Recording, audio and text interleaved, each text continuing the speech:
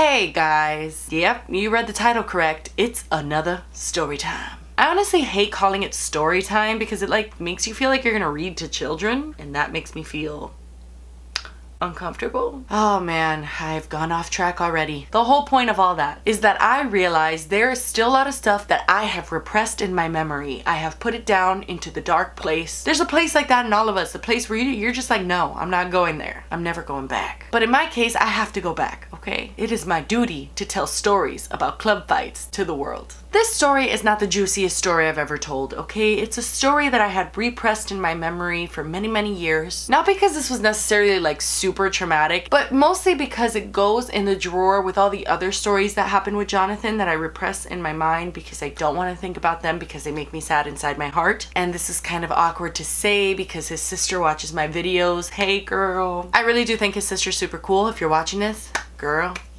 you know, me, you. I don't know. Anyway, if you're new to my channel, I'm sorry that I've been pretty much talking about nothing for a minute. You probably have no idea what I'm talking about, but welcome to my channel. That's what we do here. Before we get started, I do want to let you guys know that this video is sponsored. Ooh, sponsored. It's sponsored. Homescapes, which is the app that I'm going to talk to you guys about. I'm going to put the link down below. It's free to play. You don't got to pay nothing. And it's a puzzle solving game, which is what got me. Okay, well, that's not even the only part that got me. I'm going to explain this game to you guys, and you guys are going to be like, wait, what? And I'm going to be like, and you guys are going to be like, oh my God. And I'm going to be like, yes. I don't know why I keep talking. What I love about this game, and like this is what really got me hooked to it, it's not just a puzzle solving game. It's not just matching up things and then that's it, you're done. You beat the level, then you earn stars, and while you're earning the stars, the reason why it's called Homescapes is because when you earn the stars from the puzzle that you just did, you start renovating your house. You have a house. When I first heard that, I was like, wait, what? But then when I started playing it, that's what got me hooked. It wasn't even so much the puzzle solving, it was the renovation of the house. I got super attached to it. Don't get me wrong, I love the puzzle solving, but like I'm really invested in like the house. Like I'm invested in my work. There's characters involved, which I love. There's a mom, there's a butler, there's a dad, there's a cat. It makes me feel like I see people other than my baby all day. Like it makes me feel like I'm talking to people. That is really sad. Honestly, guys, it's a really fun game. It's super cute. Please download it, play with me, click on the link in the description box, check it out. And yeah, that's it. So thank you so much, Homescapes, for sponsoring this video. So let's get on with the video. So this happened in 2012, okay? And that year was messier than, I'm not good at analogies, but it was pretty messy, all right? Like I said, I was dating Jonathan. We didn't go out much. We didn't do anything, actually. We were like an old married couple. We definitely didn't go clubbing. I don't know if I mentioned this. I'm almost sure I mentioned this in one of my story times about Jonathan, but we lived in the corner of a garage. It wasn't even the garage. It was like a corner of the garage in an elderly people's house. Elderly people's house. That's not how I'm supposed to say that. Whatever. It was an older couple, and we lived in that little corner of their house. So like we weren't like partying, okay? I mean, we could go out to party, but one, I was underage, so we can go to like clubs that were 18 and up, but he was like 27, so he didn't really want to do that all the time. I couldn't go to bars or anything like that, and we couldn't exactly have a party in our house because like it wasn't even a house. I mean, technically we lived in a house, but it was kind of pretty much just a closet. Good times. Also, I don't know if I mentioned this in the videos either, but they had a dog, and that dog bit me one time. That dog could smell my fear. Every single time we came eye to eye, he was like, "Grrr," and I was like, Anyway, that adds absolutely nothing to this story. You're welcome for wasting your time. I'm not sure what got into us this night. We weren't like celebrating anything, I don't think, but we decided to go to the club, okay? It was me, Jonathan, and 3 of our friends. 2 of them were a couple, and 1 of them was a brother of my friend. We're gonna call her Becky, and we're gonna call the other people nobody because it's not really relevant to the story. I didn't even need to call her Becky, but I already did, so now I'm just gonna roll with it. You see that? You see those improv skills? I am a professional storyteller. So we decided to go to a club, but like I said, I was underage, so we had to go to an 18 and up club, and I honestly don't know any other 18 and up clubs other than Mecca, which doesn't even exist anymore. I'm pretty sure it's called a different name now in Miami, but it was called Mecca, and this club was ratchet. I mean, it was ratchet. If you don't believe me, check out this photo from the night that we went. Yep. This is a real thing. This happened. That's Miami for you. But that was one of the only places we could go, so we made it work. We got to the club, and we got VIP, of course, because only the finest for Jesse. I actually think we snuck into VIP that night. I'm almost positive we snuck into VIP that night because I've never paid for VIP in my entire life. Not because like, oh my God, I'm not gonna pay for VIP, but like literally because I don't have that kind of money. Like I've genuinely always been too poor to even consider that option. But anyway, we got into VIP, which is where I took that picture, which is just amazing. I'm so happy I have that to like show to my kids one day.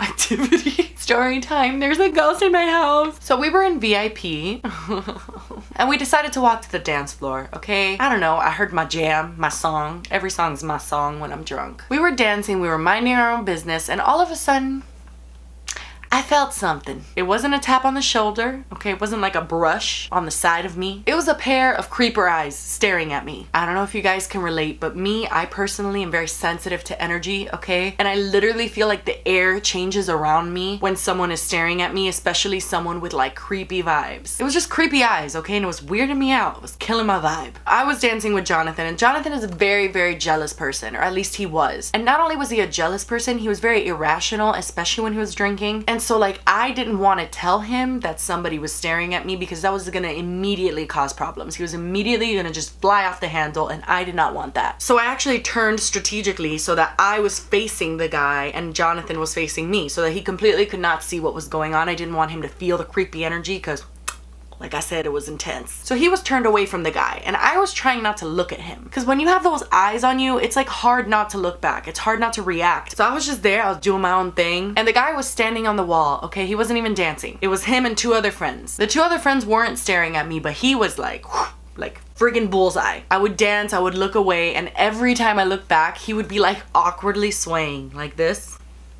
I mean, I was a little loose on the goose, alright? But that's what he looked like to me. It was harmless, okay? I didn't plan on doing anything about it or saying anything. But then I started feeling like a shift in energy. I started feeling like, oh my god, I think this guy's gonna come up to me. But I thought in my head, I'm like, there's no way he's gonna come up to me. I'm dancing with my boyfriend. And honestly, I was trying to be like extra lovey-dovey on purpose to let this guy know like, hey, don't come up to me, sir. You're gonna be in trouble. Eventually, I needed to get more drinks, okay? Everyone had run out of drinks and I said, I'll go get everyone drinks. So I started walking back to VIP. But to get to VIP, I had to kind of walk through where that guy was. Not like directly past him, but kind of in the general direction. He waited for me to walk in that direction, and when I saw him approaching me, I wanted to die inside. I got so anxious. I literally started playing this montage in my head of Jonathan like breaking a beer bottle over the guy's head. Like I was like, please, sir, please go back to where you came from. But no, sure enough, he came up to me and it was not what I expected. I tried to keep on walking when I saw him coming my way, but he got in front of me, stopped me in my tracks, leaned in, and literally said, I quote, I mean, I will never forget this. Hey, yo, your man can't dance. Okay, I am not making fun of a lisp. I just really want you guys to get an accurate description of like what I went through. It was not the voice I thought was gonna come out of his mouth, and especially saying something like, hey, yo, your man can't dance. I want you guys to like understand how caught off guard I was. I was like, excuse me? Now I'm just an awkward human being, okay? It's my curse in life. If you've watched more than one video, you know this, but if you've met me in person, you definitely know this. It's like human things that are supposed to come natural, like talking and like conversing, that just doesn't come naturally to me. I can't help it. So my immediate reaction, instead of being like, what? Or saying like, well, that's my boyfriend, or saying anything at all, Jesse's response to this was naturally, oh my god. And then I walked away. How is that like a normal thing to do in that situation? Like, how is that even remotely how one should respond? To be honest, I think what immediately went through my brain when I heard him say this, or even when he was leaning into me, was like, oh my gosh, you need to get to VIP ASAP, because if Jonathan sees this little interaction happening, you's in trouble. Well, it's not like I would be in trouble, but like I just knew a fight would break out. So I wanted to get it over with as soon as possible. So maybe that's why I said, oh my god, okay, and I just walked away. Like I just wanted it to be over with. I'd like to think that's why I did it. But despite my efforts for Jonathan not to see, he saw. That boy's got eyes everywhere, okay? He could have been peeing in the bathroom and he still would have seen it. I don't know how, but he would have seen it. So as soon as I got back to him, he asked me what that guy had told me, and I told him, because I mean, I'm not gonna lie. Actually, lying would have been a really good thing to do in that scenario.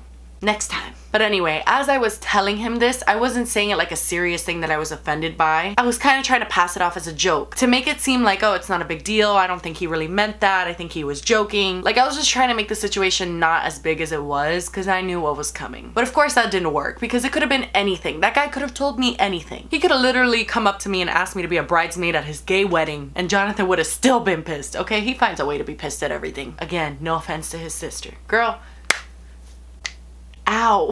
So he goes up to Becky's boyfriend and he tells him, listen, this is what just went down. And Becky's boyfriend was like, oh no, it didn't. And he's like, yes, it did. And then they're like, Let's go get him. They go up to this guy. Mind you, he was with 2 other friends. And I'd be lying if I tried to tell you what happened in this scenario because I was standing across the room. I saw the altercation taking place. I saw people going like this, like, nah man. And then they tried to like hold back their friends, and then Becky's boyfriend was trying to hold back Jonathan. It was like a whole shabacle. And I honestly don't know if I'm using that word right. I am almost positive I'm not. I don't even think that's a word. Debacle? Oh, it might be debacle. I like shabacle better. Anyway, I was looking at it from across the room, so I'd be lying if I filled in the blanks here and said what happened other than they were just like holding each other back. It was this whole thing, and then bouncers came. I thought we were gonna get kicked out, and I was pissed because we had honestly just gotten there like 30 minutes before, so I wanted to like at least be there for another like 20 minutes before I said I was too tired and wanted to leave. Before I knew it, they were being kicked out. Not Jonathan and Becky's boyfriend, but the other guys. I don't really remember why. I think they were the ones who were like more initiating a fight. So they ended up getting kicked out, and I was like, all right guys, let's hang out for like 2 more minutes and then we ride out. Go to Taco Bell. Go home. That's why nobody wants to take me to a club. You know, one time I fell asleep in a VIP booth in a club. Ooh, I'm remembering something else that happened in a VIP booth in a club one time that I saw. It was very disturbing. I don't want to talk about it. Anyway, we danced a little bit more. Jonathan was kind of upset about the situation. I think he got even more pissed off because the guy was saying that he couldn't dance, which he could dance. So I don't know what the hell that guy was talking about. Like, it's not like he was a bad dancer. Not trying to like defend Jonathan here, but it's true. He's not a bad dancer. I think the guy was just being like annoying and like trying to find something to like comment on Jonathan about, but also get with me at the same time. Whatever. That comment seemed to like bother him a lot. So the rest of the time there wasn't even fun. We ended up leaving early, which I would have done anyways, because like I said, Taco Bell. As we're entering the parking lot, okay, there's a parking lot across from the club. I see from a distance, despite my astigmatism, I wasn't even wearing contacts then, but even I could see this. These 3 guys were waiting in the parking lot, and they were not just waiting, okay? One of them was shirtless, the other 2 had taken off their club shirts and had like a little undershirt on, you know, little wife beaters, and one of them had a freaking baseball bat, and they had a pickup truck, so they were in the back of that truck. And those weirdos were literally waiting for us. We didn't stay for that long, but it was like a good like 30 minutes in all honesty, or 30 or 45 minutes that we were in the club after they got kicked out. So they waited for us. When I saw them, I took